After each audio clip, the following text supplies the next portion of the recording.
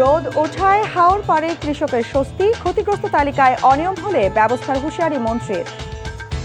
হামের প্রাদুর্ভাব উদ্বেগজনক, 24 ঘন্টায় 6 জনের মৃত্যু, দ্রুত হাসপাতালে নেয়ার তাগিদ চিকিৎসকদের। শাপলা চত্বরে গণহত্যার 13 বছর আজ, বিচারের অপেক্ষায় নিহত ও আহতদের পরিবার। নারায়ণগঞ্জে মাদক বিরোধী পৃথক অভিযানে র্যাব পুলিশের ওপর হামলা, আহত অন্তত 10।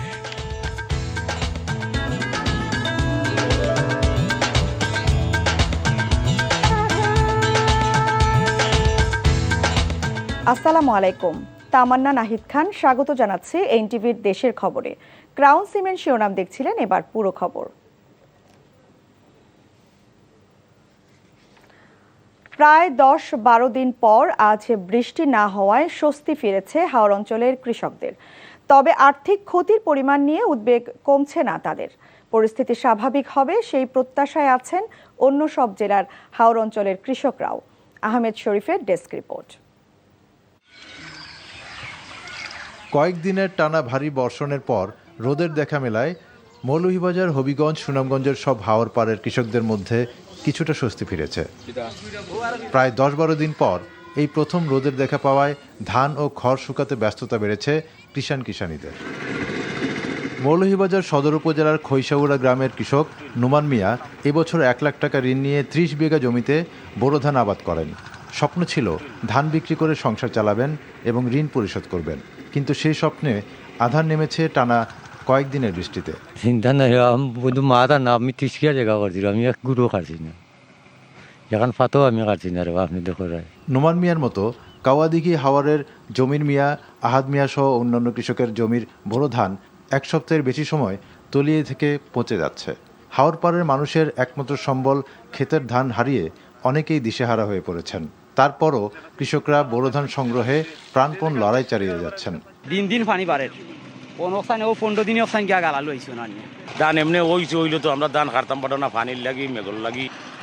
ও 60 মুঠ ধান 60 মুঠ ধান 6 বছর ধান হয়েছে আর নাই। তারা টাকা দিয়ে লাগাইছে 4,500 টাকা ওগুনটা বাঙ্গানি, ওগুন আনছি 8,000 টাকা নৌকা ভাড়া, আমার 55,000 টাকা নাই ওগুন তোর তোলে। মৌলভীবাজার কৃষি সম্প্রসারণ অধিদপ্তর বলছে এবছর 62,400 হেক্টর জমিতে আবাদ করা হয়েছে। গত কয়েকদিনের টানা বৃষ্টিতে তলিয়ে ক্ষতি হয়েছে 2,442 হেক্টর জমির বোরো ধান। এবছর আবহাওয়া ভালো থাকার কারণে ফলন খুবই ভালো হয়েছিল, কিন্তু দুঃখজনক ঘটনা, আমাদের বোরো ধান যখন কর্তন করা হয় তখন অস্বাভাবিক বেশি বৃষ্টি হওয়ার কারণে কৃষক ঠিকমতো কর্তন করতে পারে নাই। আমরা যতটুকু পানি নিষ্কাশন করি তার 5 গুণ পানি এই হাওরে চলে আসতেছে বিভিন্ন পাহাড়ের ছড়ার মাধ্যমে। এছাড়া কিশোরগঞ্জ, হবিগঞ্জ, নেত্রকোনার হাওর এলাকায় এখনও বৃষ্টির পানিতে তলিয়ে থাকা ধান নিয়ে দিশেহারা কৃষকরা। আহমেদ শরীফ, এনটিভি নিউজ ডেস্ক। এদিকে কৃষকদের সঠিক তালিকা করে প্রকৃত ক্ষতিগ্রস্তদের সহায়তা দিতে চায় সরকার। এর ব্যত্যয় ঘটলে কঠোর ব্যবস্থা নেওয়ার হুঁশিয়ারি দিয়েছেন কৃষি মন্ত্রী মোহাম্মদ আমিনুর রশিদ। আর দুর্যোগ ও ত্রাণ মন্ত্রী আসাদুল হাবিব দুলু বলেছেন, কৃষকদের নির্ভুল তালিকা করে বিতর্কের ঊর্ধ্বে থাকতে চায় সরকার। এজন্য দুর্নীতিমুক্ত থেকে প্রয়োজনীয় সময় নেওয়ারও পরামর্শ দেন সংশ্লিষ্টদের।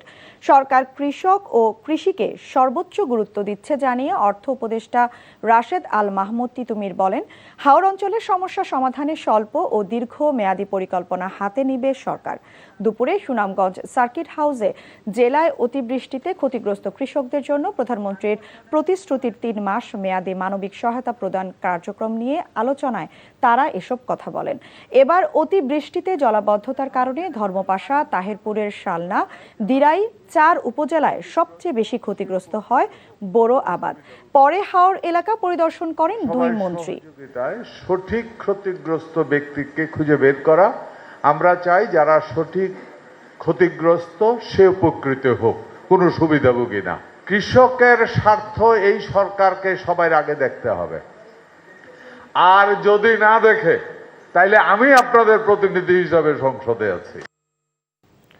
দেশের স্বাস্থ্য খাত দীর্ঘদিন ধরেই অবহেলার শিকার মন্তব্য করে জিয়াউর রহমান ফাউন্ডেশনের vice president doctor Zubaida Rahman দাবি করেন, স্বাস্থ্যসেবা কোনো সুবিধা নয়, এটি জনগণের অধিকার। মঙ্গলবার সকালে রাজধানীর কুর্মিটোলা হাসপাতালে এক মতবিনিময় সভায় অংশ নিয়ে এসব কথা বলেন তিনি। জানান, করাইল, ভাসানটেক, সাততলা বস্তির লোকজন আর স্বাস্থ্যসেবা থেকে বঞ্চিত হবে না। ইফতেখার রেজা রিপোর্ট। প্রান্তিক মানুষের উন্নত ও যথাযথ চিকিৎসা সেবা নিশ্চিতে রাজধানীর কুর্মিটোলা জেনারেল হাসপাতালে 50 শয্যার আইসিইউ কার্যক্রমের উদ্বোধন করেন ডাক্তার জুবাইদা রহমান। পরে হাসপাতাল ঘুরে রোগীদের খোঁজখবরও নেন তিনি। পরে প্রান্তিক জনগোষ্ঠীর জন্য স্বাস্থ্য সমতা প্রতিষ্ঠায় ঢাকা 17 এর নির্বাচনের প্রতিশ্রুতি বাস্তবায়ন শীর্ষক মতবিনিময় সভায় অংশ নেন ডাক্তার জুবাইদা রহমান। অনুষ্ঠানে প্রধান অতিথির বক্তব্যে জুবাইদা রহমান বলেন, দেশের স্বাস্থ্য খাত দীর্ঘদিন ধরেই অবহেলার শিকার।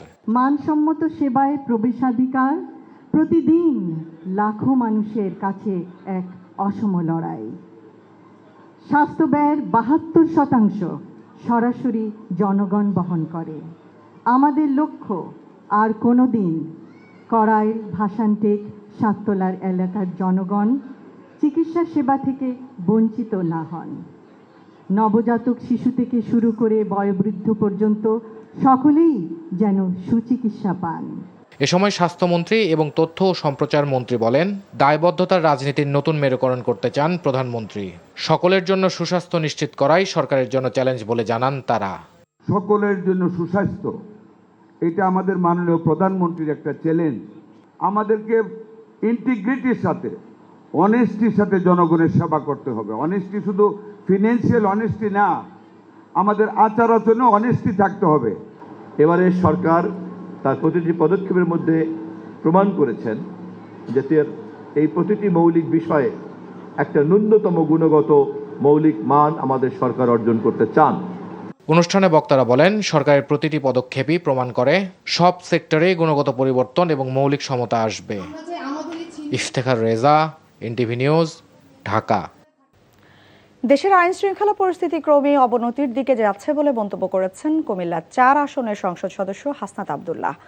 দুপুরে চান্দিনা দেবিদ্বার মহাসড়ক প্রশস্তকরণ বিষয়ে স্থানীয় অংশীজনদের সঙ্গে মতবিনিময়ের সভা শেষে তিনি একথা বলেন।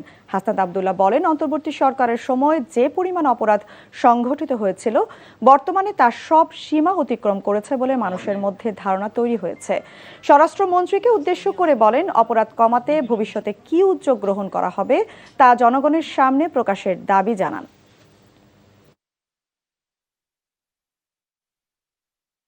দেশের আইন শৃঙ্খলা পরিস্থিতি ক্রমশ অবনতিত হচ্ছে, এটা আমরা দেখতে পাচ্ছি, এবং যিনি এই বিষয়ের দায়িত্বে রয়েছে মাননীয় স্বরাষ্ট্রমন্ত্রীর কাছে করলে মনে হয় সদুত্তরটি পাওয়া যাবে যে আসলে মানুষ তো বলছে এখন যে আইন শৃঙ্খলার ক্রমশ অবনতি হচ্ছে। ইভেন ইন্টারিম গভর্নমেন্টের সময় যে পরিমাণ আপনার ক্রাইম রিপোর্টগুলো যেগুলো ছিল সকল সীমা অতিক্রম করেছে এই লাস্ট এই সময়। সাজানো অপহরণ মামলায় মিথ্যা সাক্ষ্য দেয় সিরাজগঞ্জের শাহজাদপুরে 4 ব্যক্তিকে 10 বছর করে কারাদণ্ড দিয়েছে আদালত। একই সাথে প্রত্যেককে 10,000 করে টাকা অর্থদণ্ড ও অনাদায়ে 6 মাসের বিনাশ্রম কারাদণ্ড দেওয়া হয়েছে। দুপুরে সিরাজগঞ্জ জেলা ও দায়রা জজ ইকবাল হোসেন এই আদেশ দেন। দণ্ডপ্রাপ্তরা হলেন কাশেম আলী, আকবর আলী, আসের উদ্দিন ও বসিরুন্নেসা। 1990 সালে শাহজাদপুর উপজেলার চিথুলিয়া গ্রামে হিমুর সাথে পার্শ্ববর্তী কাশীনাথপুর গ্রামের আরমানের মারামারি হয়। এ নিয়ে উভয় পরিবারের মধ্যে বিরোধের সৃষ্টি হলে দেলবদর তার ছেলে আরমানকে টাঙ্গাইলে ফুপুর বাড়িতে লুকিয়ে রেখে 6 জনের বিরুদ্ধে অপহরণ মামলা দায়ের করেন। 71কে ভুলে গেলে যাওয়া মানে শেকড়কে ভুলে যাওয়া হবে বলে মন্তব্য করেছেন সমাজ কল্যাণ প্রতিমন্ত্রী ফারজানা শারমিন পুতুল। সকালে নাটোরের লালপুর উপজেলার নর্থ বেঙ্গল সুগার মিলসে গণহত্যা দিবস উপলক্ষে আলোচনার সভায় তিনি এসব কথা বলেন। দিনটি উপলক্ষে সকালে শহীদ সাগর চত্বরে দোয়া ও আলোচনা সভা অনুষ্ঠিত হয়।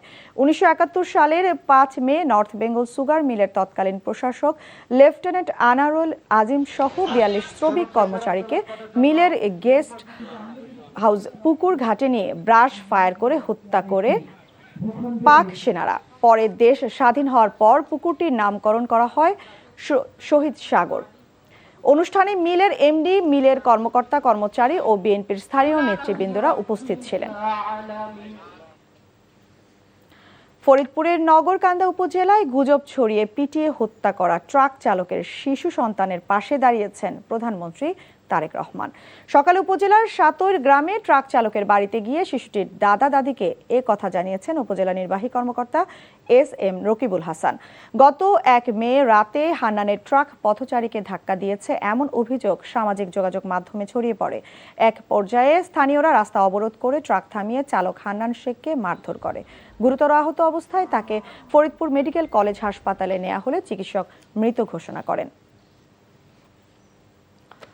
বরিশালে বিএম কলেজে সেশন ফি কমানোর দাবিতে বিক্ষোভ মিছিল করেছে শিক্ষার্থীরা। দুপুরে কলেজের সাধারণ শিক্ষার্থীরা ক্যাম্পাসের 0 পয়েন্ট থেকে একটি বিক্ষোভ মিছিল ক্যাম্পাস ও সড়ক প্রদক্ষিণ শেষে কলেজের প্রশাসনিক ভবনের সামনে গিয়ে বিক্ষোভ করে।